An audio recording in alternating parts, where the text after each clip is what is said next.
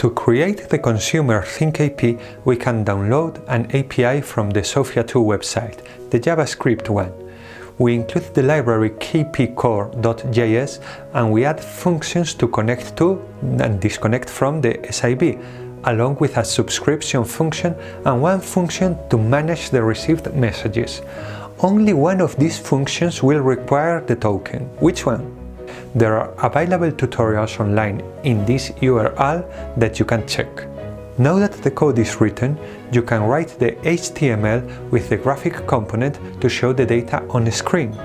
The HTML must communicate with the ThinkAP, so you will need identifiers for two things: the token and the instance.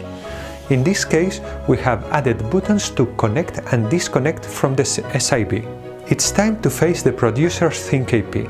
There are several libraries you need to work with JSON.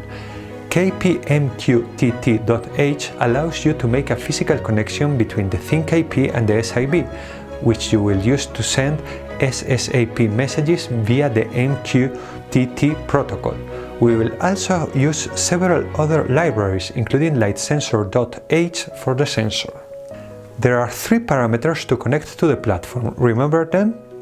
The Arduino's MAC, an IP, and the server's IP. All the Arduino programs implement a setup operation establishing the configurations as properties.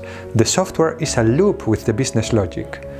Our first step is connected to the SIB using a ThinkAP instance and a token using the join method, which we define in the code. We use the name of our ThinkAP and an instance identifier and one of our tokens. The Arduino IDE allows you to compile the program, but once compiled, you must load it in the Arduino board. The program will run automatically from that moment. This is an easy process because the IDE offers a friendly interface. Now we have a connection.